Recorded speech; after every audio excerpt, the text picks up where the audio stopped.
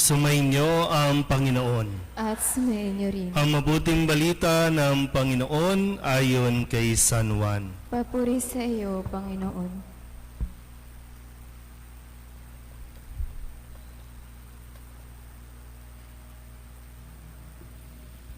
Taglamig na noon, kasalukuyang ipinagdiriwang sa Jerusalem ang pista ng pagtatalaga ng templo. Naglalakad si Jesus sa templo sa portiko ni Solomon. Pinaligiran siya ng mga Hudyo at sinabi sa kanya, "Hanggang kailan mo kami pag-aalinlanganin? Kung ikaw ang Kristo, sabihin mo na ng tiyakan." Sumagot si Jesus, "Sinabi ko na sa inyo, ngunit ayaw ninyong maniwala. Ang mga ginagawa ko sa ngalan ng aking Ama ay nagpapatotoo tungkol sa akin. Ngunit ayaw ninyong maniwala, sapagkat hindi kayo kabilang sa aking mga tupa. Nakikinig sa akin ang aking mga tupa. Nakikilala ko sila at sumusunod sila sa akin. Binibigyan ko sila ng buhay na walang hanggan at kailanmay di sila mapapahamak. Hindi sila maaagaw sa akin ninuman. Ang aking Ama na nagbigay sa kanila sa akin ay lalong dakila sa lahat at hindi sila maaagaw ninuman sa aking Ama. Ako at ang Ama ay iisa." Ang mabuting balita ng Panginoon. Pinupuri ka namin, Panginoong Heso Kristo. Isang magandang gabi po sa inyong lahat. Pwede pong palapakan natin ang Panginoon. Tayo po ay nasa ikalimang araw ng ating pong pagnonobena para sa karangalan ng ating patron, si San Pedro. Kilala natin si San Pedro. Kilala niyo ba si San Pedro? Sigurado?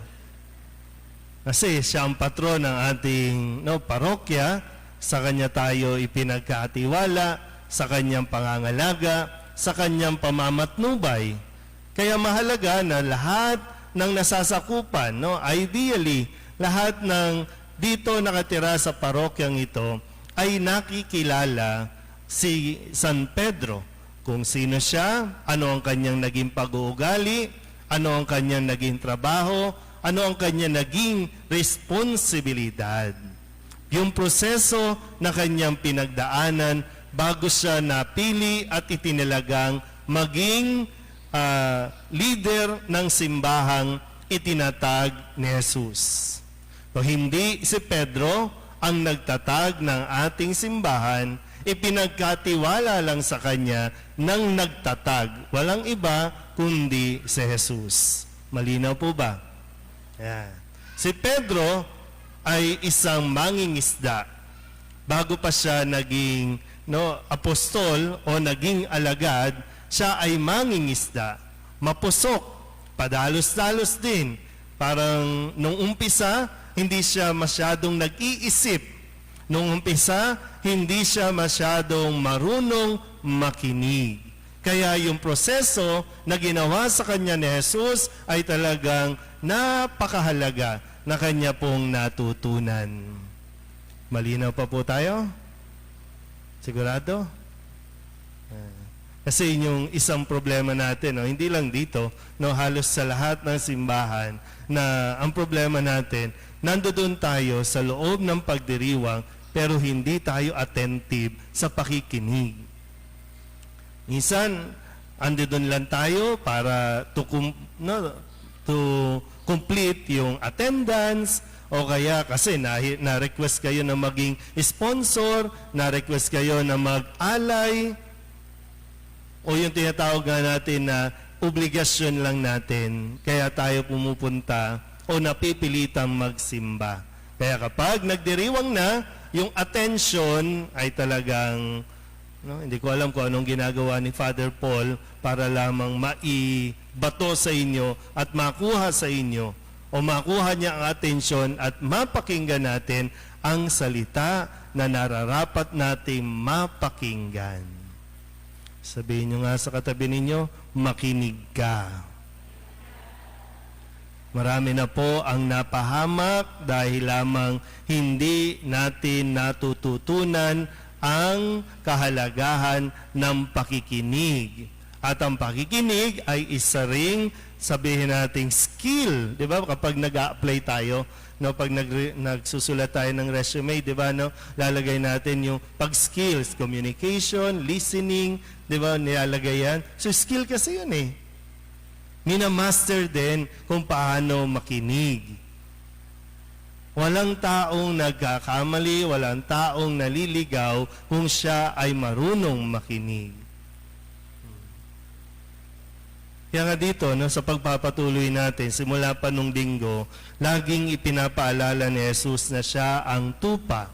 Siya ang pastol, tayo ang tupa. At mahalaga sa mga tupa na nakikinig sa kanyang pastol. At mahalaga sa mga pastol na talagang nagbababad at naglalaan siya ng oras na mapakinggan siya ng kanyang mga tupa. Kaya sabi, nakikilala ko sila at nakikilala nila ako sa pamamagitan ng kanilang pakikinig. Di ba kapag yung talagang meron tayong nilalaan na oras sa isa't isa, no? Kasi importante po to, no? Yung bang kahit nakatalikod o kahit nandoon, pag sumitsit yung nanay mo o tatay mo, alam mong ikaw ang tinatawag. Yung boses niya, alam mong siya yon. Kahit maraming tao, hindi yan maliligaw. Kasi sanay sa boses, sanay sa tinig, sanay sa pamamaraan ng pagsasalita. Kaya sinasabi ko kanina, no, mahalaga na tayo po ay attentive. Kasi anong ipapamahagi natin? Anong ipamamalita natin kung wala naman tayong napakinggan? Ay sa panahon ngayon, ang daming balita, hindi nga lang totoo, kasi ang daming fake news. Sa atin pong unang pagbasa, ito yung mga ibinabahagi ng mga apostol. Yung mga apostol na kahit na sila ay nagkahiwa-hiwalay dahil sa pag-uusig, pinapatay na ang mga alagad ni Kristo. Nagkahiwa-hiwalay sila, nagkawatak-watak sila, pero naging daan iyon para mas maraming tao ang kanilang mapagpahayagan ng kung ano ang kanilang nakita, ano ang kanilang narinig, at yun ang kanilang bukang bibig. Kaya sa atin po, no, na madalas na nagsisimba, sa atin na mga naglilingkod sa simbahan, kapag nandiyan ba tayo sa mga barangay ninyo, sa mga lugar ninyo, ano ang lumalabas sa bibig? Nahihikayat ba natin na makapagsimba ang inyong mga kapitbahay kasi naririnig nila ang salita ng Diyos? At ang Diyos yung lumalabas sa bibig mo at hindi chismis, hindi kwento-kwento, hindi pabida lang. Ano? Okay pa tayo? Wala naman. Anong oras ba ang party? Mukhang may pasayawan dito. Ano? Ano, di ba? Kaya maganda sabi dito, no? Sa Antioquia, unang tinawag na Kristiyano ang mga alagad. So nakikilala, ito alagad ito ni Kristo. Kaya naging Kristiyano. Balik tayo, no? Ito yung natutunan ng mga alagad na natutunan nila kung paano makinig. Kaya sinasabi ni Kristo na nakikilala ko sila at sumusunod sila sa akin. Dahil madalas mong napapakinggan ang salita ng Diyos. Sabihin nyo nga po, Antioquia. Ito yung lugar, no, na tinatawag na, una silang tinawag na Kristiyano, Antioquia. Ulit, Antioquia. Sabihin niyo sa katabi mo, huwag kang antukin. Di ba? Mahirap kasi antukin yung mga nagsisimba, antukin ang Katoliko. Hindi pwede antukin ang Katoliko. Tulala, nakatitig lang, parang robot, kaya automatic, pag sinabi, sumayin niyo ang Panginoon, sasagot ka rin, sumayin niyo ang Panginoon. Kaya pag sinasabing, sumayin niyo ang kapayapaan, may sumagot sa inyo at sumayin niyo rin. Di ba nung panahon nung binabasa yung pagkikita, no? Nakipagkita sa Jesus, binati niya mga alagad. Ang sabi niya, sumayin niyo ang kapayapaan. Sumagot din yung tao at sumayin niyo rin. Pero kailangan natin kasi ma-develop, no? 36 years na ang parokyang ito. 36 years. Pero na-develop ba kahit papano sa atin? Kayo po, no? Tinan niyo mga katabi niyo, tumatanda na rin yan. Pero nade-develop ba sa atin yung tamang attitude ng pakikinig, lalong-lalo na sa pakikinig natin kay Jesus? Kasi magre-reflect yan kung paano naman tayo nakikisalamuha, nakipag-ugnayan sa isa't isa. Ay paano nga ba? Kumusta nga ba ang pakikitungo natin sa isa't isa? May malaking problema tayo, no? Kasi wala nang gustong makinig.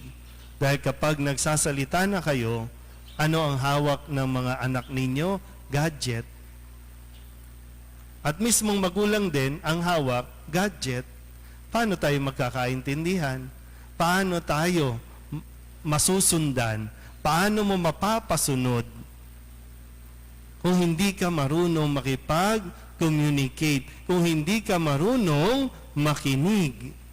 Sa atin muna kasi dapat mahirap yung nagdidemand tayo na makinig kayo sa akin.